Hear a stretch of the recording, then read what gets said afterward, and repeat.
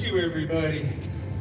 Juggernauts roosting on a human torch. Ah, it really is that time of the year again, isn't it, everybody? Thank you, one person, for responding to that. You can probably tell from my very wobbly entrance and my mediocre parking job, I have been hitting the special holiday eggnog so hard at getting in the holiday spirit. That's right. Well, I got some fans of eggnog out there, huh? More children reacted to that than I wished, but all right. Speaking of spirits, today I have a classic holiday tale of good and evil. Wow, big fan of evil over here, okay. This story is filled with greed, a rich mahogany four-poster bed, and a bunch of hideous mutants and spooky ghosts. Ooh. Yeah, kind of a creepy story for a Christmas tale, huh?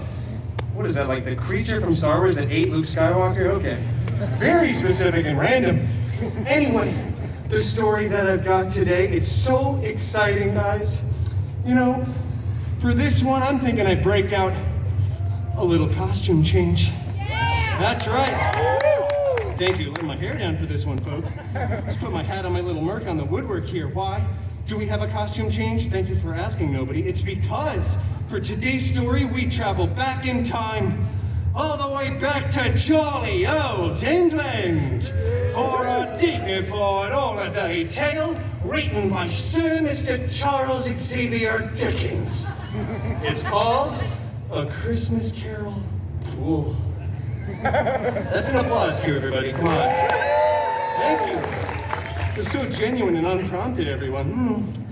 Yeah, you know, I'm very excited for this, too. It's rare I get to sink my teeth into something as holly and jolly as a festive seasonal tale. Everything that I read is always so dark and negative and mean, but Christmas stories just have a way of filling you to the absolute brim with holiday cheer, positive messaging, goodwill, and overall quality of life. Well, anyway, I digress. Page 1, line 1. Marley was dead. Wow, that was a dark start. Okay, you guys enjoyed the dark start, huh? That is legitimately the first line of the story. Okay, let me just skip ahead to the less morbid parts for the children. Okay, let's see here. Super dead. Dead as a doornail, okay. Dead beyond a Thanos snap. That is very dead, wow. Oh, here's a very nice, positive, uplifting, and joyous sentence. The meanest old curmudgeon in all of London town was a vile, hairy, smelly, prickly, miserly old brute by the name Loganizer Scrooge. Oh, Scroogey really did not like the holidays, let me tell you. He always went around saying, bah humbug, bub. I don't know what that's supposed to mean either, tiny child leaning against that tree. But what I will say is he had a very handsome, charming, and extremely funny, although a bit of an acquired taste, I will admit, employee by the name Wade Cratchit Poole. Yeah, thank you. He was the hero of the story. Thank you for cheering one person.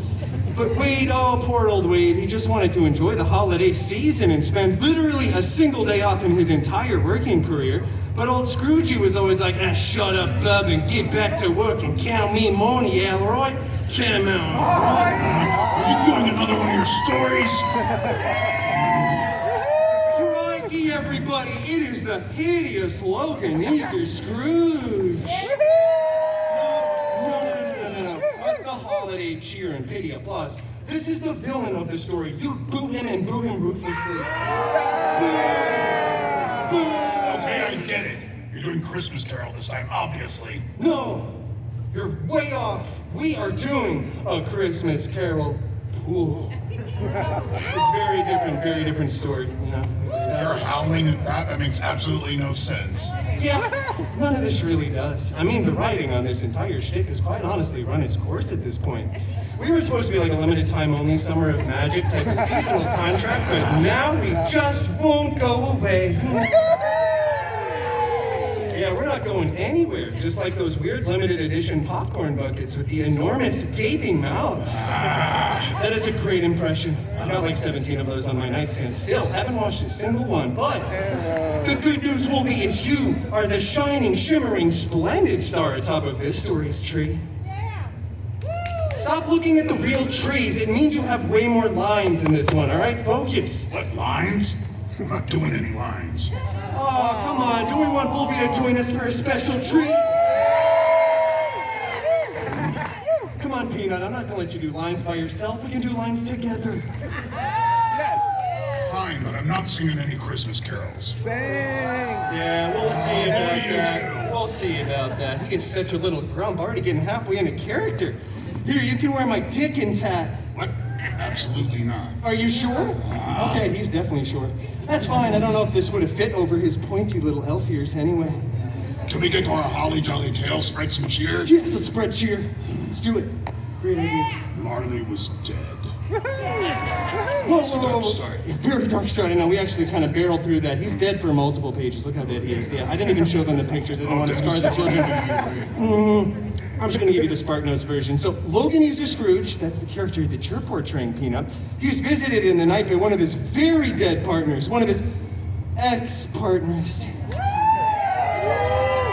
Yeah, that was a cheer of pity, but that's okay. He's then visited in the night by more ghosts, and the Yeah, ghosts we all know the story. So the first ghost shows up and he says, you gotta deal with your past. The second ghost shows up and he says, this is... Whoa, slow down there, Peanut. Let's draw this out a little bit, shall we, my little sugar plum chum? We kind of have a minimum time requirement for these scheduled shows. Sure, the first ghost shows Scroogey his sad past, his sad origins.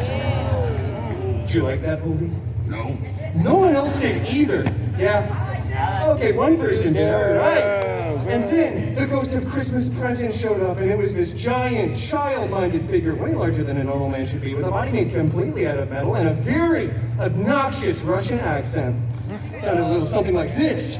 Ebenezer Scrooge, gaze upon the Cratchit-Pool family and see your shame. That was terrible. Yeah, I have the same dialect coach as Gambit. Give me a break. He then shows them a portrait of a beautiful Cratchit-Pool family, living in a small but humble studio apartment off of Pico in Crenshaw. Blind Owl was there, Dog Pool, and of course, tiny little Peter Pool, who was just sickeningly ill and leaning on a too small crutch. They could barely get by on the meager salary that Wade's boss had given him. Humbug, bub. Look, that's what he says. Yeah, no, that was the line. 3.5 pages ago. Come on, Peanut, you gotta hit your cues. You're already halfway through your character development arc at this point. We really need to plow I'm through the getting story. bored with this. Wrap it up. Wait. You must gaze out at this poor, sad family. No, not that real family, the imaginary one. A single tear begins to trickle down your chiseled, mewing jawline, soaking into those luscious mutton chops. This is a really weird holiday tale. This is pretty weird, isn't it? Just wait till we get to the cemetery scene. Let's make this simple, shall we? So, Ebenezer's is... Loganezer. What? Loganezer. Scrooge. Scrooge, yes, okay, I'll accept that. Scrooge is visited by 3 ghosts, and they tell him he needs to keep the spirit of the season in his heart all year round. Little Tiny Tim... Tiny little Peter Pool. I love you. Howie. Tiny Peter Pool doesn't die. Scrooge pays to get them all healed up. They become pals.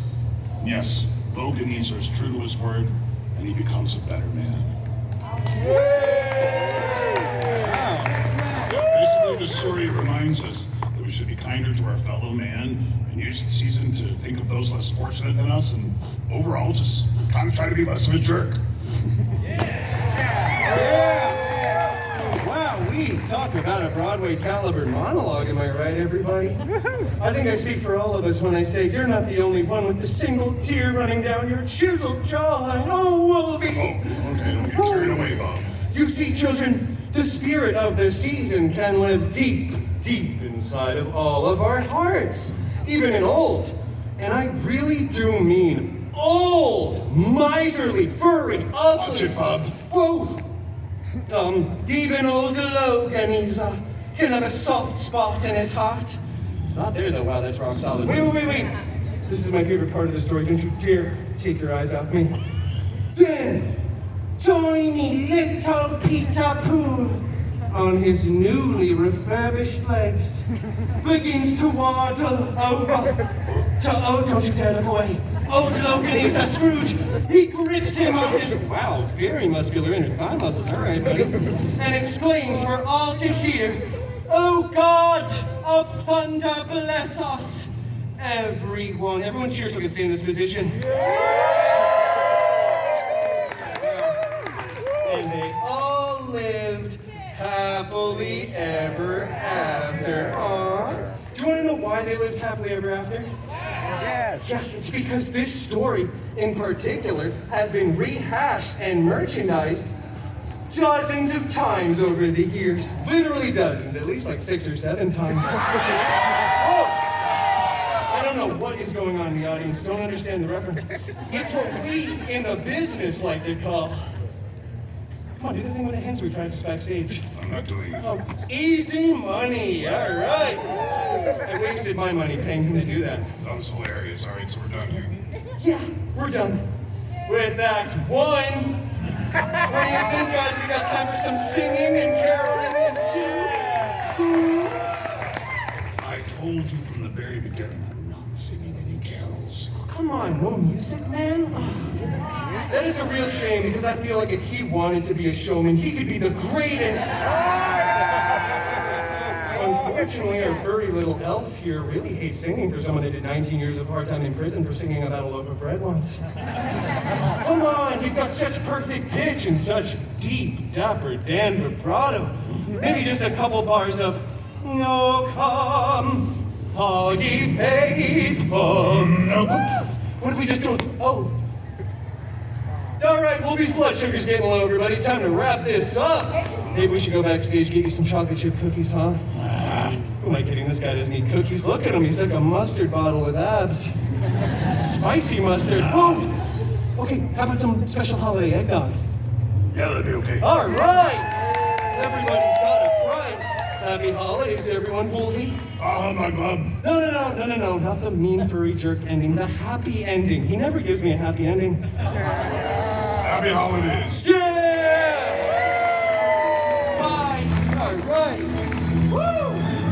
That was awesome. We got there, everybody. Wow, goodbye, random alien that, ate Luke Skywalker in episode, what was that, 4? 5, okay. Fresh up. Bye, everyone. Oh, I miss you all. What a great show. Oh, cheers. You got the right idea. Yeah, click, click. All right, pound it. Great to see you. Thank you for coming. I love your ears. How's it going, little child? It's a great Spider-Man shirt. You should probably return that for a Deadpool one. Look, Wolfie. It's like a tiny little Wolverine, like fox or something. That's adorable. Yeah, I gotta say that is adorable. That's kind of what it looks like on the inside to me. Just Hey, a watch it. cute little furry fox. Bye, everyone. You were really softening up in your old age, my sugar plum chum. You think so? Specifically the middle section. I don't know why. Watch it, It's like a cookie, like a cookie.